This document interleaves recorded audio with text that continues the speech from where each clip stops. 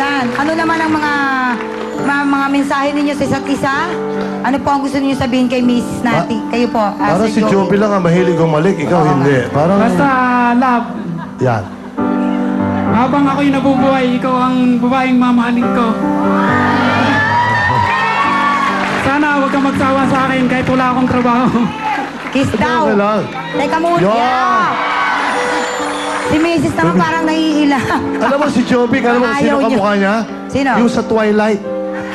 Sino doon? Hindi, may sa Twilight, yung bida ron. Ah, okay. Okay. At siyempre, Mrs. ano man po ang gusto nyo sabihin sa inyong mister na napaka-maasikaso sa inyong mga anak? B, maraming salamat sa pag-alaga mo sa mga bata na nagampanan mo lahat ng ginagawa sa bahay at walang sasawa na pagtuturo sa kanila. Maraming salamat. Yung bang t-shirt mo, ang naglabas si Joby? Siya naglaba? Siya naglaba. Bango, ha? Maganda. Anyway, at syempre... Anyway, eto na, Joby. Ito ang konting sweetness ng ABS-CBN kasama namin.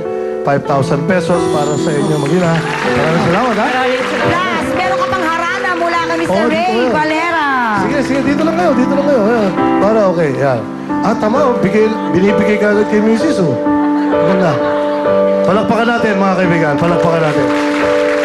Kapwa lumuluha,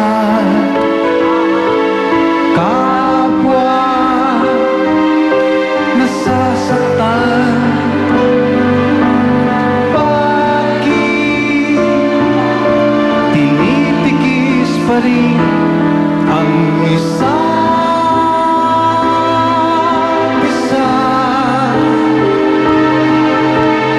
Lagi na lamang bang ganito ang ulap natin?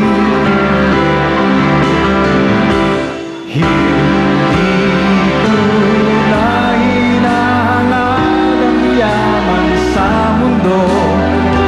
Pagmamahal mo lang ang tanging hinahanap ko. Maaari bang sana'y patawarin mo ako pagkat tayong dalawa ay sa isa. Okay, maraming salamat, Joby. Mrs. Ray. Wow. Salamat! Pero Oh, ako feeling ko, pagka halimbawa natuloy tayong dalawa, oh. siguro pwedeng ikaw na magtrabaho. Bakit ako? Eh kasi talagang masipag ka, marami kang pera, ang dami may... Ako, aalalayan na lang kita sa likod. Sa akin mo lahat bibigay pera mo at pinangangako ko sa'yo. Ako, Pinangangako ko sa'yo. Yun ay nasa mabuting kamay. Rico, my love. Huwag mo nang gawin sa akin yan dahil Bakit? mukhang ikaw ang nangangailangan ng alalay sa likod. Dan. Eto na. Tawagin na natin si Huwag kang Richard. mag-alala. Ako naman isusuklian ko yan na mag-i-enjoy ka, Richard. Ay, Richard. Richard. Ang misis po ni Richard, ay isang dakilang teacher. Wow. Dati kang construction worker. Opo, construction Anong ibig worker sabihin nun? Ikaw ba, construction worker na karpintero, mason? Sa isa po ako sa trabaho po namin sa construction, isa po akong mason. Eh Mason. kaso noon, nung time na yun, nawalan na ako kami ng project. Tapos noon, nag-decide na lang po kami, kasi may yaya po yung anak ko. Oo. Tapos noon, nagkaroon kami ng yaya, mga 2 months lang. Tapos noon, nawalan ako ng trabaho. Ginawa ko, nag-usap kami ng misis ko, sabi ko, hindi na namin kakasya yung budget namin kasi bago nanganak yung misis ko, nag-loan muna siya ng 50 mil para sa anak, pagpaanak niya. Oo. Kasi sabi ko naman kasi sa kanya, nung bago siya manganak, wala akong mabibigay sa yung pera na yung pagpapaanak niya kasi maliit lang yung sahod ko hanggang sa pagkain na lang natin at saka yung nangungupahan pa po kami ng bahay. Tapos noon, nagkaunawaan naman kami, yun, nag-loan siya ng 50 hanggang dun sa nanganak siya, nakaraos kami. Tapos noon, nung nakaraos na kami, tapos mga 2 buwan, may work po ako, tapos nagkaroon kami ng yaya ng anak ko. Tapos noon, Oo. Nawalan po ako ng trabaho, kaya nagdesisyon muna po kami na pinauwi muna namin yung yaya, tapos ako muna sa bahay. Okay. Oo. Ikaw ba pagka limbawa may karoon pagkakataon na magkaroon uli ng hanap buhay, pababayaan mo bang sabihin mo doon sa iyong asawa, o ikaw naman ang tumigil at ako na lang? O nagugustuhan mo na yan? Hindi naman po sa ganun. Kaso nga po, sa panahon ngayon, mukhang sa tingin ko, hindi ko po muna gustong iwanan yung anak ko. Bakit? Kasi po, 9 months pa lang po siya. Ayun. Paano mo inaalagaan? Marunong ka ba Oo, magtimpla 9 ng months. gatas? Marunong ka ba nun? Opo, kasi po, nung katagalan nung nag-aalaga ako sa kanya, kuha naman po, bawat araw na lagi mong nagagawa, natututunan mo po talaga yung gawain pambahay. Ba, umiyak sa gabi? Sino gumigising? Si Mrs. o ikaw? Minsan po may pagkakataon na talagang ako, minsan yung misis ko siya, pagka hindi siya busy sa trabaho niya. Minsan po talaga may pagkakataon na minsan ako po gumigising kasi ginagawa po ng misis ko, nagli-lesson plan, tapos minsan nag-i-exam, nag-check pa ng mga papel niya. Minsan Anong ginagawa mo habang nag-check silang papel? Ginagawa ko yung bata, inaalagaan ko. Pagkatulog yung bata, minsan yung misis ko, minsan binibiro ko na, ma, gusto mo buwang kape? Para kung sakali namang, para hindi ka antukin. Minsan, pagka talagang sa tingin ko pagod na siya, minsan nagpapatawa ako sa kanya. Para, ibig sabihin, na-stress siya, nawawala kasi nagpapatawa ako.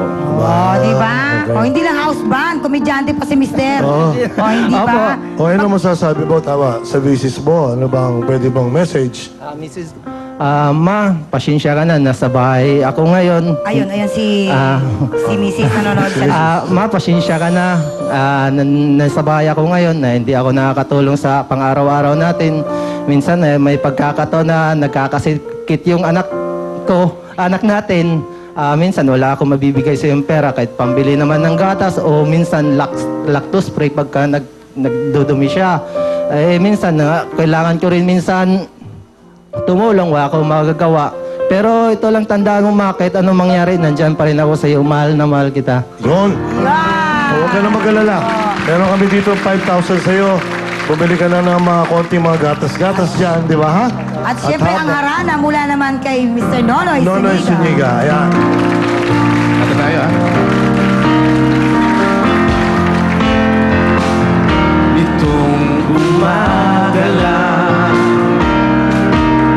pagkalambing-lambing ng iyong mga mata, hayop kong tumingin.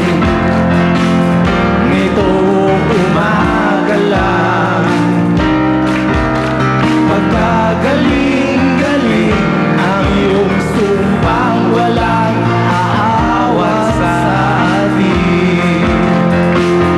O kay bilis naman maglaho ng pag-ibig mo, sinta.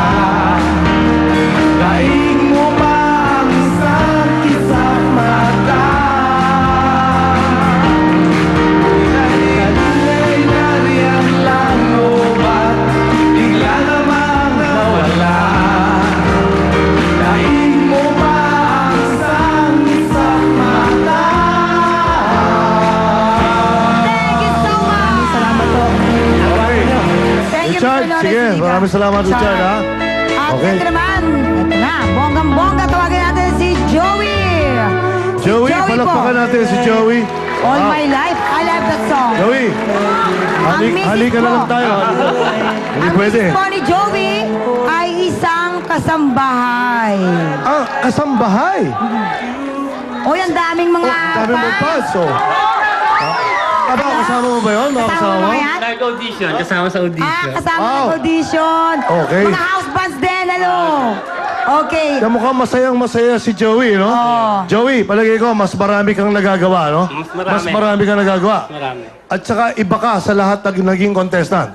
Wala kang microphone, para kasi Michael Jackson, meron. dito yung microphone mo. Okay. Alright. Dahil ang kanyang kasambahay ang kanyang misis ay isang kasambahay. Nako all around ka daw sa bahay din. Nakapagluluto, Paano? nagsasaing. Papa, Madali po. Kaya nagsasayang. ko pong meron po. Eh, may memo mo talaga. Ay, may memo. May Nga, memo. marunong ka magluto pa, paano ka nakakahawak Tingin pa rin? nga. Alam mo na. Ganyan? Ipitin po. Tingnan natin. Mamaya kung ko na pa- itatanong yung iba, ha? Nakakapili. Ito na muna. O, halika. Okay. O, kunyari. Sample nga, lima magluluto. Ang galing, oh. Teka, buksan ka. Ito. Ang galing ah. Kaya ganun. Oh, balik ka rin mo yung, hagis mo yung Yan. pancake. Yan. Halo. Paano mo lalagyan ng... Nagigipaw ng tubig. nagigipon ng tubig? tubig. Sige nga. Tubig. Oh! Magaang pa yan. Magaang pa Ganda yan. talaga? Magaang pa yan. Ang taray! Matanong lang namin. Ano nangyari sa mga kamay mo? Bakit nawala? Nakuryente ka sa Rico. Nakuryente. Dati siyang welder. Dati kang welder, Oo. na-welding mo yung kamay mo?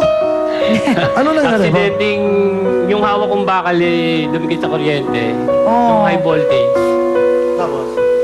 Na bigla na lang akong bumagsak hanggang sa masunog na lang yung